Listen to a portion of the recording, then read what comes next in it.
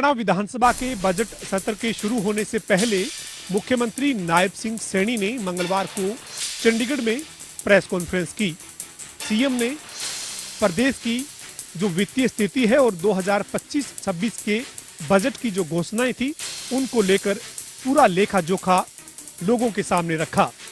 CM ने कहा कि 2025-26 के बजट में जो घोषणाएं की गई थी वो 98% पूरी हो चुकी है और बाकी जो घोषणाएं हैं उन पर काम तेज गति से जारी है।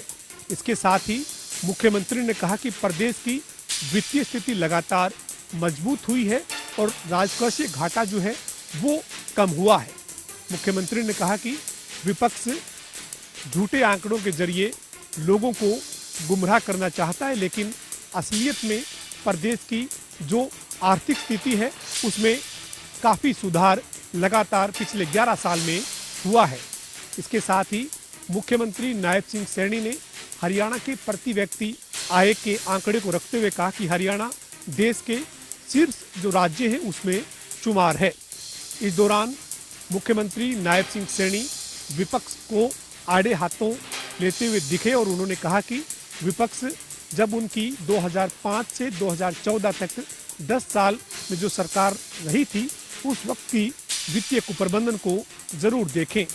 मुख्यमंत्री ने कहा कि मौजूदा सरकार ने जो बेहतर वित्तीय प्रबंधन किया है उसके चलते प्रदेश लगातार तरक्की कर रहा है। इसके साथ ही विपक्ष लगातार जो सरकार पर कर्ज बढ़ाने का आरोप लगाता है उसका भी जवाब दिया। सीएम ने कहा कि प्रदेश में जो कर्ज है वो जो तय लिमिट है उसके मुताबिक ही लिया गया है और वो लगातार कम भी हो रहा है, लेकिन विपक्ष इस मुद्दे पर भ्रामक प्रचार कर रहा है।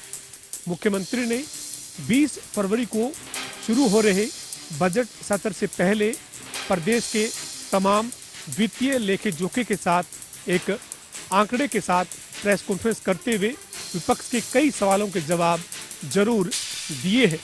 ऐसे में अब देखना यही है कि मुख्यमंत्री ने बजट सत्र से पहले जो वित्तीय आंकड़े प्रदेश के लोगों के सामने रखे हैं विपक्ष उसका किस तरीके से जवाब देता है। फरीदाबाद के सेक्टर 24 में हुए हादसे को लेकर जो है वो अब प्रारंभिक जांच में जो है वो जानकारी निकलकर सामने आई है कि पहले कंपनी के अंदर जो मशीन थी उसके अंदर शॉर्ट सर्किट हुआ और उसके बाद आग इतनी भड़क गई कि धीरे धीरे कंपनी के बाहर रखे जो कंपनी जो ऑयल था उसको जो है वो चपेट में ले लिया, जिसके चलते एक बड़ा हादसा हो गया। इस बीच इस हादसे में करीब 35 से ज्यादा लोग जो है वो घायल हो गए। अब जो स्थानीय लोग हैं उनका कंपनी प्रशासन पर यानी कि कंपनी का जो मालिक है उसके ऊपर लापरवाही का आरोप जो है वो स्थानीय लोग लगा रहे हैं। लोगों का आरोप है कि पहले तो रहवाइश के बीच में जो है वो कंपनी जो खोली हुई है वो ही गलत है और दूसरा नियमों की बात की जाए तो कंपनी के अंदर किसी प्रकार के कोई नियम नहीं है और ना ही कोई बचाव जो है वो स्थिति है। ऐसे में देखा जाए तो कंपनी जो मालिक है उसकी बड़ी लापरवाही है, जिसके चलते बड़ा हादसा हुआ है। वही स्थानीय लोग अब कंपनी संचालक के खिलाफ जो है वो कार्रवाई की मांग कर रहे हैं। वहीं आपको बता दें अभी तक जो है वो जिस तरीके से 35 लोग इस हादसे में घायल हुए उनका अभी इलाज जो है वो चल रहा है। हालांकि ये बड़ी बात है कि किसी को जो है वो जान का नुकसान इस पूरे हादसे में नहीं हुआ, परंतु करीब 35 से ज्यादा लोग जो है वो गंभीर रूप से घायल हो गए। फिलहाल जो है वो अधिकारियों की ओर से जो है वो जांच जो है वो टीम गठित कर दी गई है और लगातार कंपनी की लापरवाही को लेकर जो है वो कहीं ना कहीं जांच की जा रही है। जो भी जांच में जो है वो सामने आएगा उसी के आधार पर आगामी समय में जो है वो कंपनी के खिलाफ जो है वो उचित कार्रवाई की जाएगी। फरीदाबाद से जनता टीवी के लिए मुकेश राजपूत। रोहतक में गैंगवार के चलते एक युवक की बेरहमी से गोली मारकर हत्या कर दी गई, जिसके बाद पुलिस को सूचना दी गई। पुलिस मौके पर पहुंची। पुलिस के डीएसपी रवि कुंडिया ने बताया कि उन्हें सूचना मिली थी कि दिल्ली बाईपास पर एक युवक की गोली मारकर हत्या कर दी, जिसके बाद वहां पहुंचे और एफएसएल टीम को बुलाया गया। मौके पर पाया कि युवक को 15 से 20 के करीबन गोली मारी गई है। हालांकि इस मामले का एक सीसीटीवी फुटेज भी आया है, जिसके आधार पर पुलिस कार्रवाई कर रही है। सीसीटीवी फुटेज में साफ तौर पर देखा जा रहा है एक युवक आ रहा है और उसके बाद 2 बाइक सवार युवकों ने उस पर अंधाधुंध फायरिंग कर दी, जिसके बाद युवक की मौके पर ही मौत हो गई। पुलिस ने शव को पोस्टमार्टम के लिए पीजीआई में भेज दिया है। मृतक युवक की पहचान सोनीपत जिले के निजामपुर गांव का दिनेश उर्फ गोगा के रूप में हुई है। हालांकि यह गैंगवार के चलते हत्या हुई है, जिसके क्योंकि इस मामले में विदेश में बैठे गैंगस्टर भाऊ का एक ट्वीट भी सामने आया है और उन्होंने इस हत्या को पूरी तरह से कबूला है। रोहतक से जनता टीवी के लिए संजय कुमार।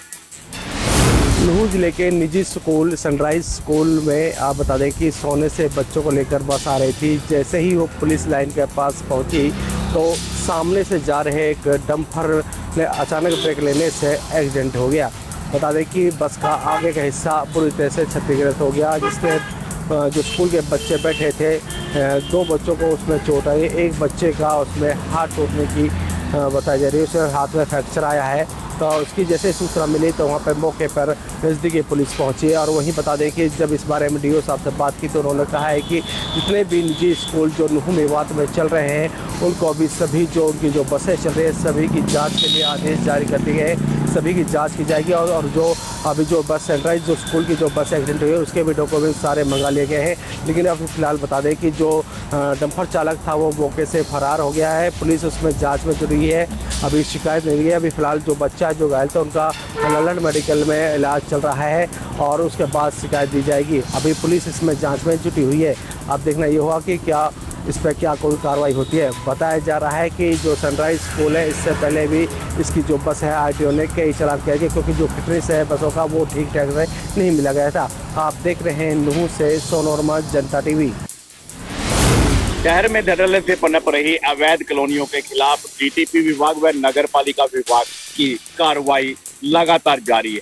डीटीपी विभाग ने आज डिंगर माजरा रोड पर ऐसी ही 3 कॉलोनियों पर बड़ी कार्रवाई करते हुए जेसीबी से उनमें बनी कच्ची सड़कों को उखाड़ फेंका। बता दें कि डीटीपी विभाग की लगातार कार्रवाई जारी है। जिस प्रकार से डिंगर माजरा रोड पर करीब 11 एकड़ में बनाई जा रही एक कॉलोनी पर विभाग द्वारा लगातार 7वीं बार कार्रवाई की है, लेकिन कॉलोनाइजरों के हौसले इतने बुलंद हैं कि डीटीपी विभाग की टीम के जाते ही वो दोबारा फिर उन सड़कों को ठीक करवाने का कार्य शुरू कर देते हैं। ऐसे में डीटीपी अधिकारी गुंजन वर्मा का कहना है कि विभाग द्वारा लगातार कार्रवाई जारी रहेगी और जो कॉलोनाइजर या जो भूमि के मालिक है उनके खिलाफ जो है पुलिस में मामले दर्ज करवा दिए गए हैं।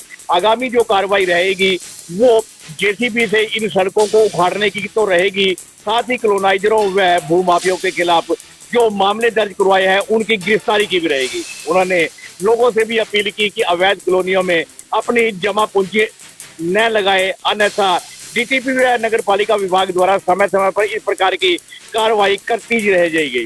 गोरौंडा से जनता टीवी के लिए सुशील कौशिक। सोनीपत में एक बार फिर तेज रफ्तार का कहर देखने को मिला। सोनीपत से गुजरने वाले नेशनल हाईवे 44 पर जिम से लौटते वक्त 2 दोस्तों की बाइक को अज्ञात वाहन ने टक्कर मार दी, जिससे दोनों की मौके पर ही मौत हो गई। और सूचना मिलते ही कुंडली थाना पुलिस मौके पर पहुंची।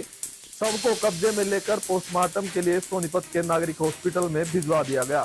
दोनों युवक मूलतः बिहार के रहने वाले हैं और फिलहाल सोनीपत के कुंडली स्थित गांव बड़ मिलिक में वो रह रहे हैं। और दोनों की जो है पोस्टमार्टम करवाकर पुलिस परिजनों को शव को सौंप देगी। और फिलहाल जो है परिजनों की शिकायत पर मामला दर्ज कर पुलिस आगे की कार्रवाई कर रही है। फिलहाल सीसीटीवी फुटेज जो है अज्ञात वाहन की तलाश में खंगाली जा रही है। सोनीपत से जनता टीवी के लिए सुशील मोर। माँ ही कराती थी अपनी 16 वर्षीय बेटी के साथ होटल में अनैतिक कार्य। दादी की शिकायत रामपुरा थाना पुलिस ने कार्रवाई करते हुए माँ तथा होटल के जो मैनेजर है उनको गिरफ्तार कर लिया। पॉस्को एक्ट सहित विभिन्न धाराओं में मुकदमा दर्ज कर न्यायालय में पेश किया गया, जहां से 3 दिन की रिमांड पर लिया। दादी की शिकायत पर यह मुकदमा दर्ज हुआ है। वो दादी ने अपनी शिकायत में कहा है कि उनके बेटे की जो पत्नी है उसके 3 लड़कियां थी, जिसको मनमुटाव होने के बाद एक जो उनकी बेटे की पत्नी है वो एक बेटी को ले आई थी। उसके बाद मध्य प्रदेश इस बात का पता चला तो वो रिवाड़ी पहुंची और रिवाड़ी से पता चला कि जो उनकी पुत्र वधू है वो बेटियों के साथ अनैतिक कार्य करवाती है। ऐसे में पुलिस ने जांच की और पुलिस ने इस बात को सत्य पाया और उसके आधार पर ही पुलिस ने मामला दर्ज कर लिया है। पुलिस ने अब 3 दिन का न्यायालय में रिमांड लिया है और पुलिस लगातार इससे पूछताछ कर रही है। रिवाड़ी से जनता टीवी के लिए सुरेंद्र गौड़।